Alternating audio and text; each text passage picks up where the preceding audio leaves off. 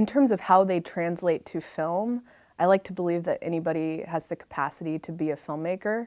It's simply a matter of being observant in your everyday life and then kind of zooming in, so to say, into the specificity and the particular nature of everyday life.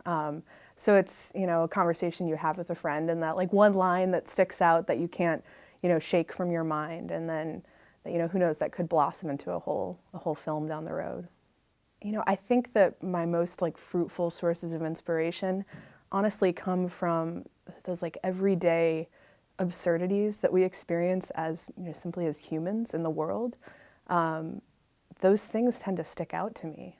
It's those little things that make us feel human. I don't want to use that word too much, but I think it is at the truth of the matter here. And I think my goal as a filmmaker is that when a person gets done watching a film that I've created, I think the hope is that they leave feeling maybe like a little less alone than they did when they first went into the process of watching the film.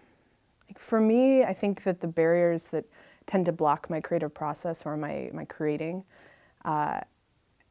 making a living is important. What ultimately ends up happening is I have kind of these two careers, and sometimes they're at battle with one another. And so I think having time is the biggest sort of demon in my life as a filmmaker, as a creative. There's just not enough of it. We can create as artists without presenting it to an audience, but it sort of then exists in this void.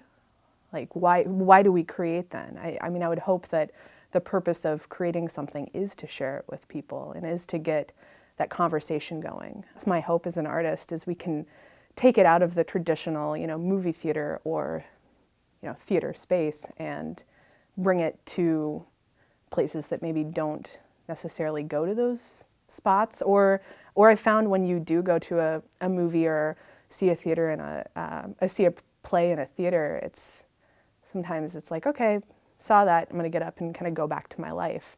So having those moments with your audience process what you've been through together, I think is vital.